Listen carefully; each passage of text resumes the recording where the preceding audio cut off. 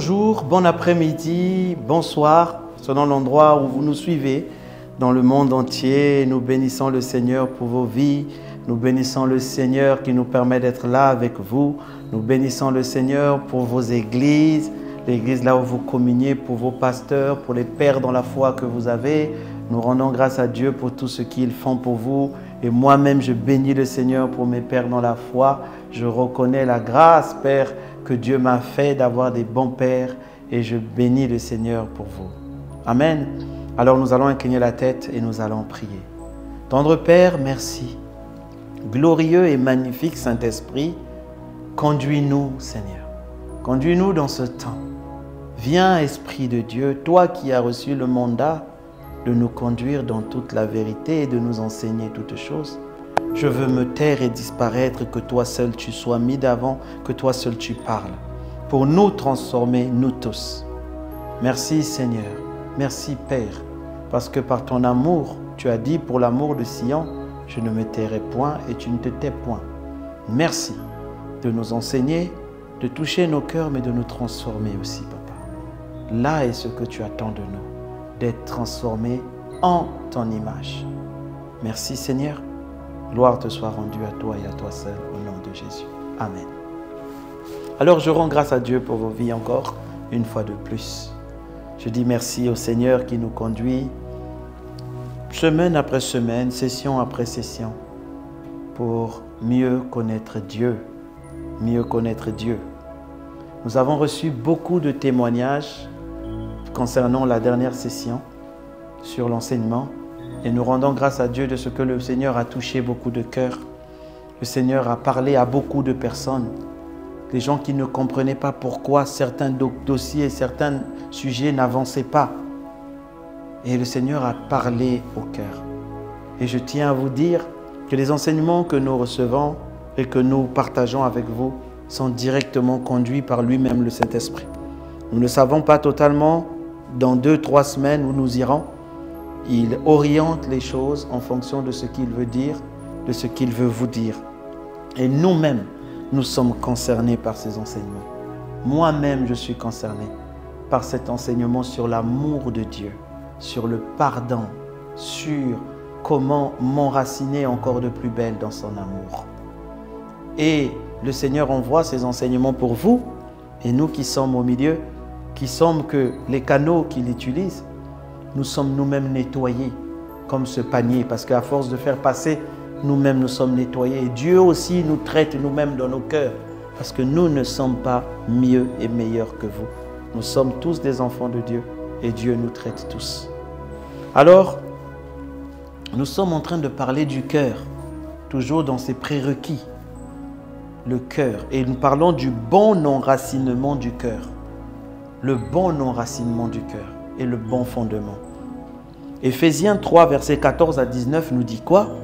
Éphésiens 3 nous dit: à cause de cela, je fléchis les genoux devant le Père, duquel tire son nom toute famille dans les cieux et sur la terre, afin qu'il vous donne, selon la richesse de sa gloire, d'être puissamment fortifié par son esprit dans l'homme intérieur. Il dit, il faut que nous soyons fortifiés dans notre homme intérieur. Mais cela se passe comment? D'abord, dans le but que Christ habite dans vos cœurs. Vous voyez, il faut que Christ soit dans vos cœurs. Mais pour que Christ habite dans nos cœurs par la foi, afin qu'étant enraciné et fondé dans l'amour, pas seulement enraciné, mais fondé. C'est-à-dire que la fondation, ce qui ne change pas dans nous doit être l'amour. La Bible dit que vous puissiez comprendre avec tous les saints quelle est la largeur, la longueur, la profondeur et la hauteur, et connaître l'amour de Christ qui surpasse toute connaissance, en sorte que vous soyez remplis jusqu'à la plénitude de Dieu. C'est ça, nous devons être fondés et enracinés, nos cœurs doivent être enracinés et fondés dans l'amour pour que la plénitude de Dieu. Et en étant enracinés et fondés dans l'amour, nous allons connaître ces espaces. Aujourd'hui, ça va faire un peu mal. Ah oui, ça va faire un peu mal. Donc, il faut mettre la main sur le cœur. Parce que, comme m'avait dit le Seigneur quand j'ai commencé à enseigner, les enseignements que tu donneras seront comme des médicaments, ça fera souvent un peu mal au cœur, mais ils viendront pour changer de vie, les vies des gens, transformer les vies. Il y a quelqu'un qui m'avait écrit une fois me disant, pasteur, quand je suis vos enseignements, je suis obligé d'arrêter au milieu. Ça m'a attristé. Et il m'a dit, parce que je me rends compte que vraiment il faut que je change. Je lui dis, mais alors arrive au bout. Ils vont t'aider à changer. Alors, le Seigneur veut que nous soyons fondés et enracinés dans l'amour. Dans l'amour. Pour comprendre l'amour de Christ dans sa largeur, sa longueur, sa profondeur et sa hauteur. Très rapidement, c'est quoi la largeur de l'amour de Christ? Très rapidement, avant de rentrer dans le thème d'aujourd'hui. La largeur de l'amour de Christ, c'est le fait que Christ a tant aimé le monde. Christ n'a pas aimé que toi et moi qui sommes nés de nouveau. Non. Dieu n'a pas aimé que toi et moi qui sommes nés de nouveau. L'amour de Dieu est large. Jésus-Christ est mort à la croix, pas pour nous seulement qui sommes sauvés. Il est mort pour tout le monde. Pour les musulmans, pour les bouddhistes, pour les occultistes. Il est mort pour tout le monde. C'est ça la largeur de l'amour de Dieu. Il est mort pour tout le monde. Tout le monde. Voilà pourquoi dans ton amour, tu ne dois pas rejeter quelqu'un parce qu'il n'est pas chrétien. Non, Jésus est mort pour lui aussi. Voilà pourquoi Jésus guérit même des musulmans. Je l'ai vu. Jésus guérit même des gens qui ne croient pas afin de les emmener à croire en lui. Parce qu'il est mort pour tout le monde. Ça, c'est la largeur. La longueur, la deuxième dimension, c'est la longueur. C'est-à-dire que à partir du moment où Dieu a créé l'homme, Dieu a vu que l'homme allait chuter. Dans son amour, il avait déjà prévu le plan du rachat. Le plan que l'on appelle la rédemption. Le plan du rachat de l'homme pour que l'homme ne soit pas mort éternellement. Et ça, c'est son amour. Et ça continue. Ça a commencé depuis la création. Ça s'est accompli correctement il y a 2000 ans, il y a plus de 2000 ans à la croix. C'était la démonstration de l'amour. Mais cet amour continue dans le temps. Ça continue. Ça sera pour toi, pour moi, pour nos enfants, pour nos petits-enfants, pour nos arrière-petits-enfants. Cet amour continuera à être manifesté. Parce que la promesse, la Bible dit, est pour vous et vos enfants. Et cet amour continuera. Ça, c'est la longueur de l'amour de Dieu. Et une longueur infinie dans le temps. Et la Bible dit que même après, l'amour subsistera, c'est la plus grande. Donc Dieu continuera à aimer dans le temps. La profondeur de l'amour de Dieu, c'est là où ça nous dépasse. La profondeur, c'est jusqu'où Dieu peut partir pour sauver quelqu'un. Vous voyez, il ne faut pas mettre un trait sur la vie d'une personne. Parce que tu as fait ceci, tu as fait cela, c'est fini pour toi. Non. Vous ne savez pas. J'ai vu beaucoup de grands serviteurs de Dieu. Et certains même que vous connaissez. Qui à un moment de leur vie ont basculé. Je n'ai connu un prophète. Un moment on m'a dit qu'il commençait à servir Satan. J'ai dit, ah, Seigneur. Mais j'avais prié pour lui. J'ai dit, Seigneur, j'ai vu cet homme. Quelques années après, l'amour de Dieu est allé le chercher là-bas, là où il avait quasiment renié Jésus. Waouh! Ça, c'est la profondeur. La profondeur de l'amour de Dieu va prendre les personnes que vous avez dit qu'il n'y a plus d'espoir. Il n'y a plus d'espoir. Voilà pourquoi la Bible dit l'Éternel est grand et digne de louange et sa grandeur est insondable. C'est comme ça que Jonas avait dit à Dieu, je savais que toi tu pardonnes pour toi. Tu m'envoies là-bas pour les sanctionner, mais je savais que tu allais changer d'avis. Parce que son amour est insondable. Là où il est parti chercher des gens, il y a des personnes, quand vous écoutez leurs témoignages, tu dis, waouh, Dieu allait te chercher là-bas. Et quand vous voyez ce que Dieu a fait, vous ne pouvez que vous prosterner. Voilà pourquoi ne tire pas un trait sur la vie de quelqu'un.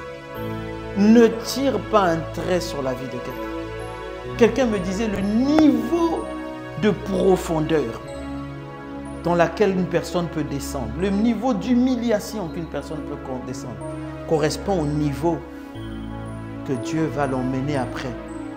Jésus s'est humilié jusqu'à la croix. Dieu l'a souverainement élevé. Il y a des gens que Dieu laisse dans certaines situations parce qu'il sait que quand je vais le prendre, comme Paul, mais imaginez, Paul il se dit que je suis le dernier de tous les apôtres. Pourquoi il dit? Il dit que lui il a persécuté l'église, il a tué des chrétiens.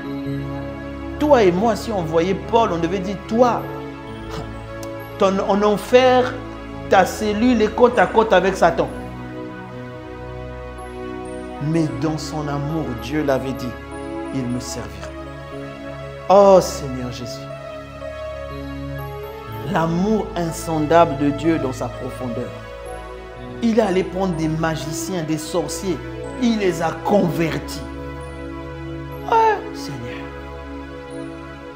Donc celui qui te fait mal, celle qui te fait mal, qui soi-disant t'a blessé, ne tire pas un trait. Parce que l'amour de Dieu va aller la chercher. Celle de ta famille, on dit, il n'y a plus d'espoir. Ta fille qui ne rentre plus à la maison, qui a découché et qui ne revient plus, qui a fugué. Ton fils qui est dans la drogue. Je viens te dire que l'amour insondable de Dieu, la profondeur de Dieu, ira le chercher. Ira le chercher. N'abandonne pas. Parce que dans son amour, il a quitté la divinité, il est descendu sur terre. Dieu s'est fait homme avec toutes les faiblesses d'un homme. Ça, c'est la profondeur. Et la hauteur, c'est la dimension qu'on dit, c'est tellement grand. C'est le fameux Dieu a tant, tu dis tant aimé. C'est-à-dire que son amour est tellement grand en hauteur que il fait des choses qui te dépassent. Son amour n'est pas calculé en disant, vu que tu es ça, donc pour toi, ça sera ça. Non. Son amour est de tel que quand ça se manifeste, tu tombes au sol, tu dis, je ne suis pas digne. Je ne suis pas digne. Je ne suis pas digne. Il y a tellement de choses. C'est dans son amour qu'il t'emmène dans la possession de l'héritage. C'est dans ton amour qu'il te dit, toi qui me suis, je ferai de toi un de mes serviteurs et tu un grand serviteur. Tu dis, Seigneur, moi, toi qui me suis, je nourrirai les nations par toi. Moi, Seigneur. Mais ma famille n'a même pas un nom, comme Gédéon a dit. Mais je t'appelle à être juge d'Israël. Ça, c'est l'amour tant. Tu dis, mais la Bible dit, les choses qu'il a préparées pour nous d'avance, afin que nous les pratiquions, Dieu les a réservées à ceux qu'il aime. Ceux qu'il aime. Des grandes choses. Mais nous devons être enracinés et fondés dans l'amour de Dieu. Alors nous allons parler un peu de cet amour. Nous allons parler un peu de cet amour. Alors prépare ton cœur. Nous allons lire un chapitre que vous connaissez déjà, que vous avez déjà lu. Mais nous allons la lire en français dans la parole, dans parole vivante. En anglais, NVI, la version NIV. Elle est très bien. Parce qu'elle est plus claire. Elle permet de comprendre ce que Dieu dit quand il nous demande d'aimer les uns et les autres. Ce n'est pas une affaire de philéo, ce n'est pas une affaire d'amitié, ce n'est pas une affaire de sentiment. Mais regardez ce qu'il dit. 1 Corinthiens 13 au verset 4. Celui qui aime est patient. Ça veut dire que quand tu vois le mal chez l'autre, il faut que tu aies la patience de te dire qu'il va changer. Celui qui aime sait attendre. Son cœur est largement ouvert aux autres. Et il est serviable, plein de bonté et de bienveillance. Il cherche à être constructif. Ça veut dire que quand il vient dans une situation, il cherche à construire, pas à détruire. Il ne peut pas venir diviser celui qui aime. Il vient construire, il ne peut pas donner des conseils de division. Il va donner des conseils de construction. Il se plaît à faire du bien aux autres. C'est-à-dire que celui qui aime n'attend pas que tu me fasses du bien avant que je te fasse du bien. Non. Il fait le bien aux autres, pas seulement à ses amis ou à sa famille, mais à tout le monde. Il fait du bien. Il est reconnu comme un homme ou elle est reconnue comme une femme de bien. La bienveillance. L'amour n'est pas possessif. L'amour de Dieu n'est pas possessif, la Bible dit. Il ne cherche pas à s'accaparer. Il est libre de toute envie. Tu n'es pas là pour envier les autres. Pourquoi elle? Pourquoi lui? Il est libre de toute envie. Il ne connaît pas la jalousie. Donc quand tu vois que dans ton cœur, la jalousie commence à naître, pourquoi lui? Pourquoi pas moi? Pourquoi pas mes enfants? Tu es en train de ne plus être enraciné dans l'amour. Une pensée comme ça qui vient, tu jettes, tu rejettes. La Bible dit, lorsqu'on aime, on ne cherche pas à se faire valoir. Le moi, mon, ma, mais. Tout ce qui est moi, mon, ma, mais. Mes enfants, mon travail, ma femme, mes projets. Tout ce qui est mon... Non. Le moi, le monde dit le moi est haïssable. Arrête de dire à tout moment moi, moi, moi. Moi je suis, moi je suis. Moi c'est moi, ce n'est que moi. Non. L'amour de Dieu, l'amour de Dieu. La Bible dit, lorsqu'on aime, on ne cherche pas à se faire valoir. On ne doit pas chercher à être mieux que les autres. On doit chercher à être ce que Dieu veut que l'on soit et pousser les autres à être ce que Dieu veut qu'ils soient. Il n'y a pas une question de plus que l'autre, moins que l'autre. L'amour n'agit pas de manière présomptueuse. Présomptueuse, c'est l'orgueil. C'est l'orgueil. Celui qui se rengorge, s'étale et s'enfle d'orgueil n'est pas inspiré par l'amour. Il y a des gens quand ils parlent, au bout d'une minute, mais moi, mais vous savez pas, moi je suis en train, moi. Et toi quoi? Un serviteur de Dieu a expliqué, pasteur Dag Heward-Mills, il expliquait qu'il était allé dans une boutique. Et puis on lui parlait, il était allé acheter des instruments pour l'église et puis il disait, moi j'ai construit une grosse église, j'ai construit une cathédrale, moi je suis venu acheter. Et puis le vendeur c'était un juif. Et lui dit, tu sais, tu dis beaucoup moi pour un homme de Dieu. Il lui a dit, le moi, celui qui disait beaucoup moi et je, c'est Satan. Je serai élevé, je serai grand, je serai semblable au Très-Haut, je serai, il est tombé. Il lui a dit, nous les hommes, le moi et le je, c'est réservé pour Dieu. Nous les hommes, on doit utiliser le nous. Nous avons construit l'église du Seigneur. Nous sommes venus acheter. Nous, c'est un signe d'humilité. Quand il a écrit son livre Formule pour l'humilité, un excellent livre que je vous conseille de lire, un excellent remède, un excellent médicament. Aujourd'hui, c'est un homme, quand vous parlez avec lui, il dégage une humilité. Waouh! Aimer, c'est aussi se conduire de manière droite et avec tact. Se conduire avec droiture, avec tact. L'amour prend des égards et évite de blesser ou de scandaliser. L'amour évite de blesser les autres. Et encore moins de scandaliser, de créer des scandales. Il n'est pas dédaigneux. Vous voyez, quand on veut être enraciné dans l'amour, on doit éviter de blesser les autres. The golden rule, la règle en or, ne faites pas aux autres ce que vous n'aimerez pas qu'on vous fasse. Ne faites pas. Le verset 5 dit, celui qui aime ne saurait agir avec légèreté. ou commettre d'actes inconvénients. Aimer, ce n'est pas penser d'abord à soi. Aimer ne cherche pas son propre intérêt. Toi qui es toujours en train de chercher tes intérêts. D'abord moi, mais il n'y a pas mon nom. Mais comment? Aimer ne cherche pas d'abord ses intérêts. Il ne pense pas d'abord à soi. Il pense aux autres. Quand on aime, on pense d'abord aux autres. Voilà comment un père ou une mère peut rester affamé tant que les enfants ont mangé. Parce que aimer pense d'abord aux autres. Il ne pense pas à soi. Aimer n'insiste pas sur ses droits. Mais moi, je dois avoir ça. C'est d'abord moi. C'est d'abord ceci. C'est d'abord moi. Moi, j'ai le droit de... Non, aimer ne fait pas ça. Aimer ne fait pas ça. L'amour n'est pas irritable. Irritable, il y a des gens, dès qu'on te dit quelque chose... L'animosité. Il y a des parents. Dès que l'enfant vient, papa... Oui, quoi? Oh, non, papa, je voulais juste te dire bonjour. Ok, bonjour. Oh, mon Dieu.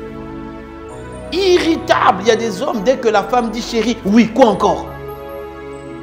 Il y a des femmes irritables. Maman colérique. C'est dit que la colère, toi, dans le quartier, on t'appelle ouragan. C'est dit que quand tu t'énerves, c'est les assiettes qui volent. Mais tu ne peux pas à la fin dire que tu aimes. Tu ne peux pas. La colère siège sur ton thé d'oreiller. Tu te lèves le matin, tu es en colère. Tu commences ta journée, tu es en colère. Mais tu es en colère avec qui? L'amour n'est pas irritable. Il ne s'aigrit pas contre les autres. Il n'est pas susceptible. Dès qu'on dit quelque chose, tu penses qu'on parle de toi. Dès qu'on dit, c'est certainement de moi qu'on veut parler. C'est certainement de moi qu'il veut dire. C'est certainement de moi qui parle. C'est certainement de moi. Mais tu es susceptible. L'amour n'est pas susceptible. La Bible dit, l'amour ne soupçonne pas le mal.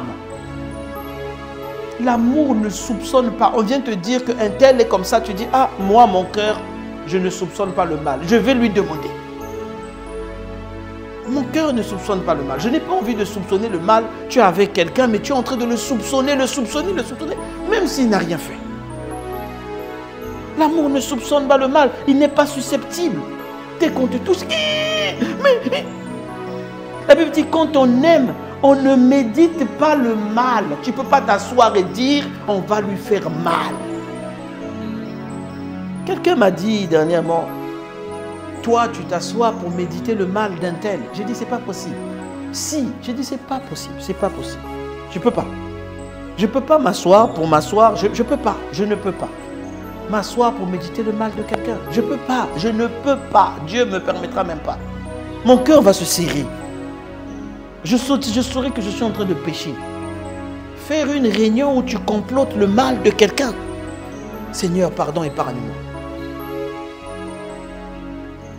L'amour.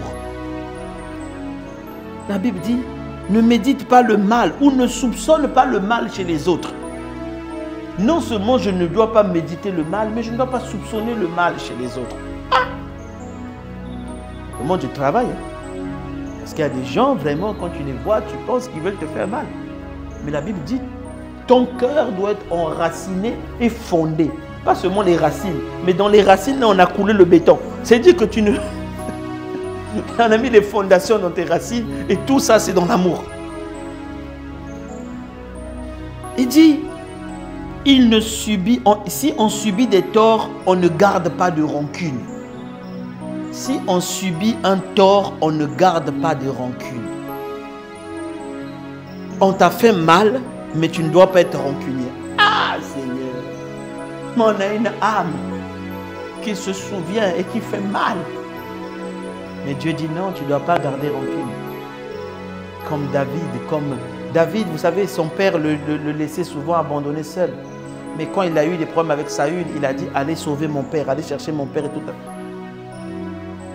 Quand il s'est retrouvé face à Saül pour tuer Saül, il ne pouvait pas. Il a dit, ça, je ne peux pas faire ça. Je ne peux pas.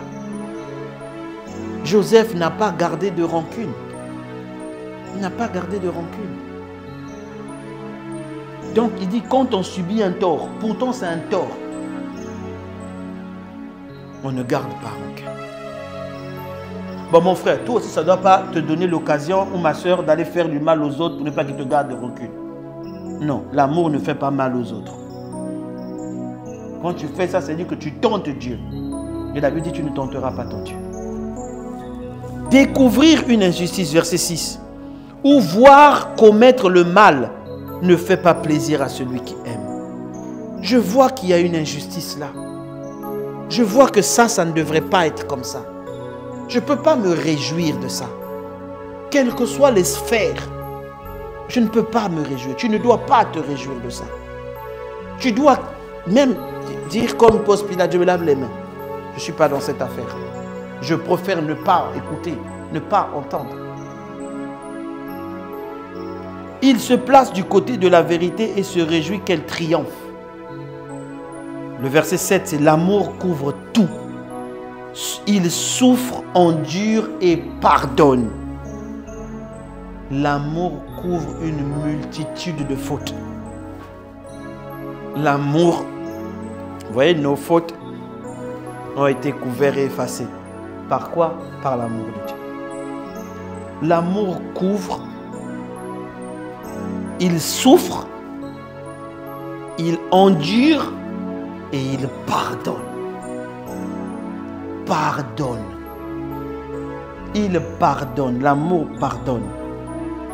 Il sait passer au-dessus des fautes d'autrui. L'amour pardonne. Écoute-moi bien mon frère, ma soeur. L'amour pardonne.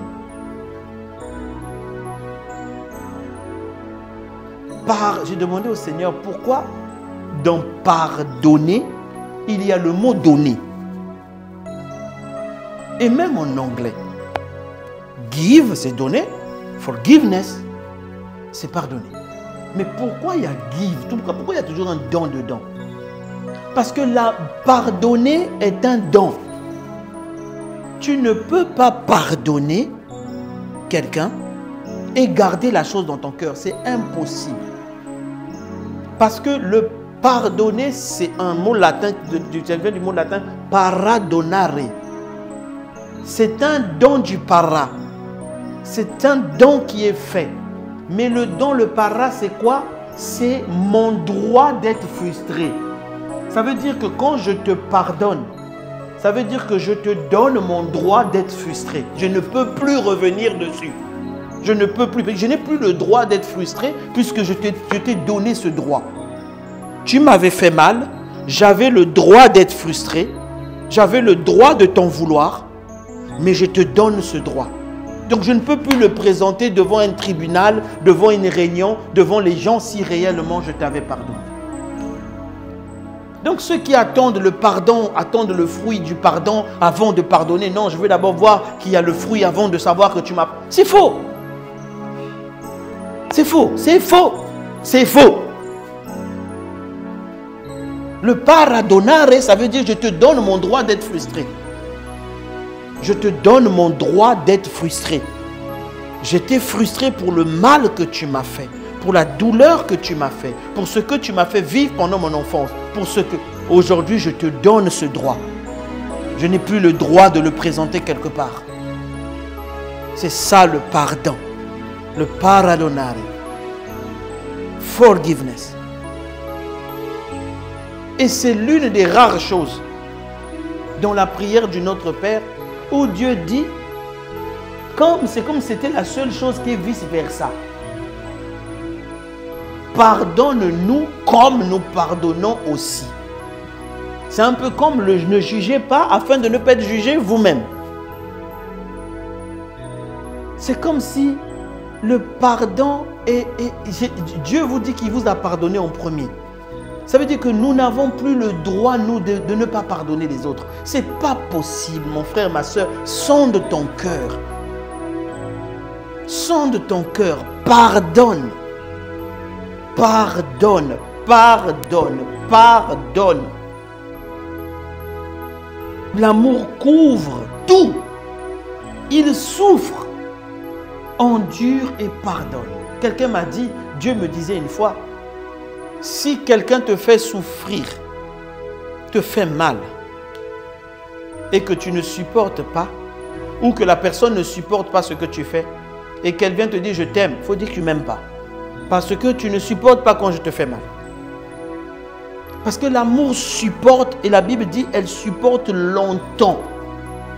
L'amour supporte longtemps. Il sait passer au-dessus des fautes. Aimer, c'est faire confiance à l'autre et attendre le meilleur de lui. C'est espérer sans faiblir, sans jamais abandonner.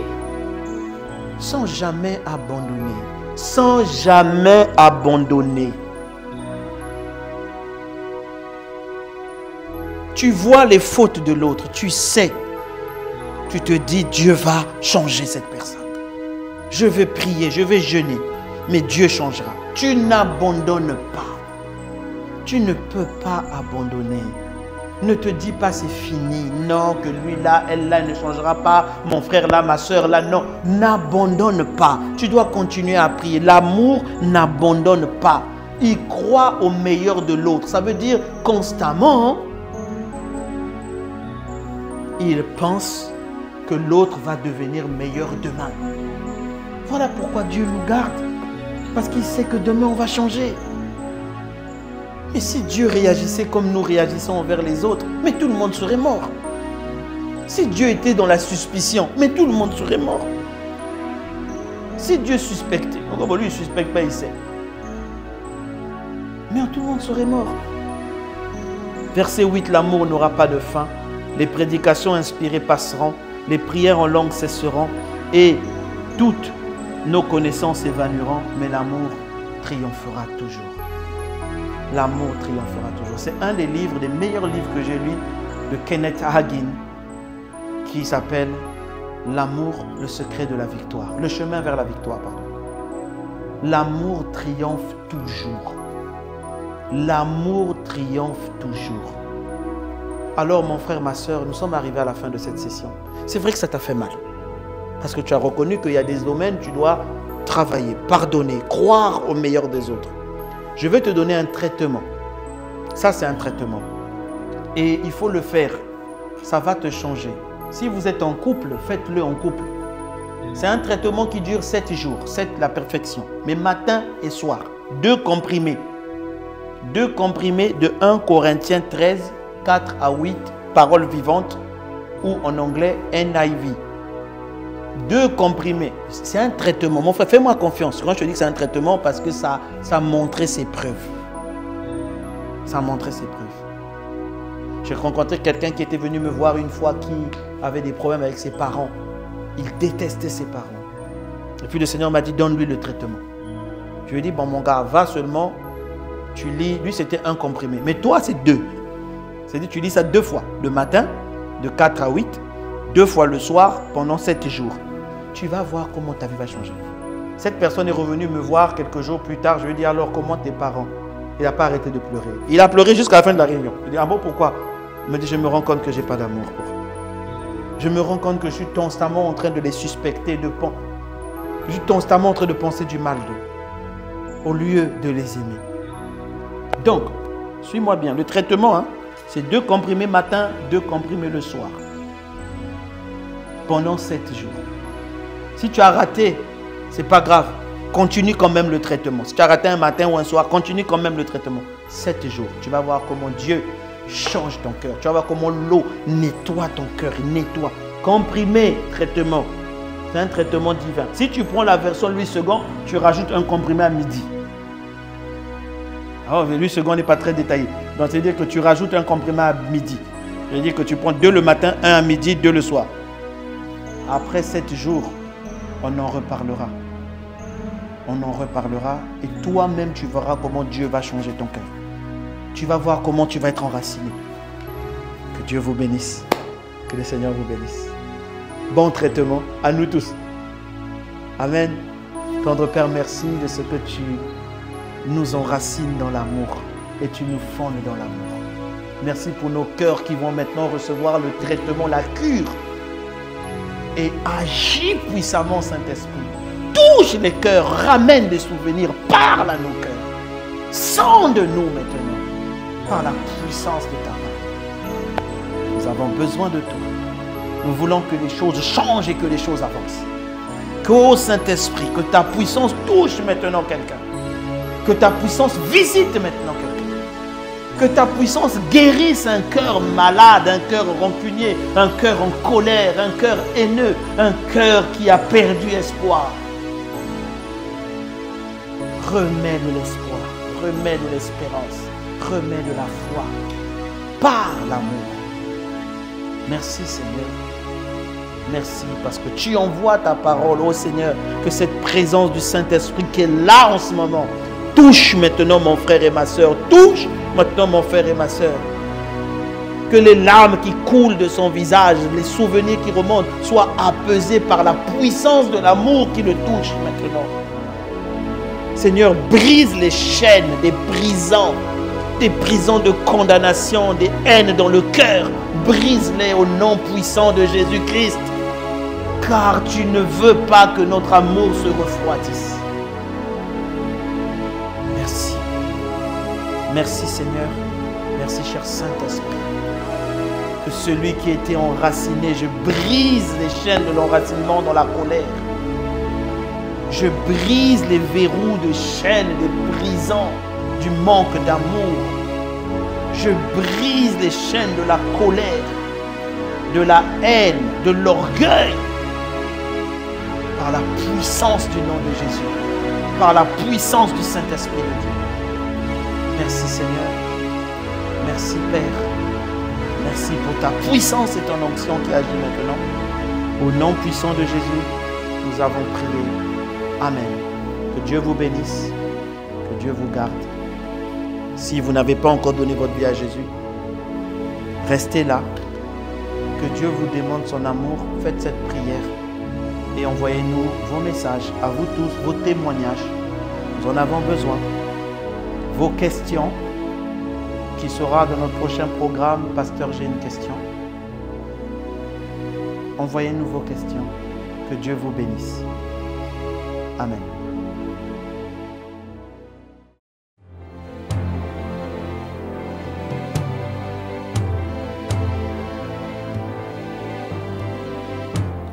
Ô Seigneur Dieu, je crois en ton Fils Jésus-Christ. Je crois qu'il est mort pour moi et que Dieu l'a ressuscité d'entre les morts. Je confesse de ma bouche que Jésus-Christ est le Seigneur de ma vie. Dès maintenant et pour toujours. Je donne ma vie à Jésus-Christ dès aujourd'hui et j'ouvre mon cœur par la foi et reçois le salut.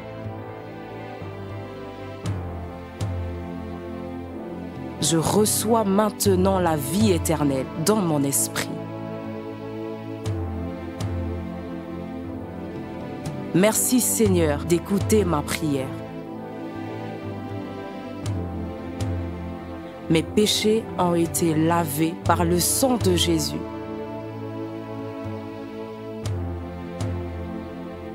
Christ vit maintenant en moi. Et je suis libre. Je suis sauvé. Je suis né de nouveau. Et dès aujourd'hui, je marche en ayant conscience de ma nouvelle vie en Jésus-Christ. Amen.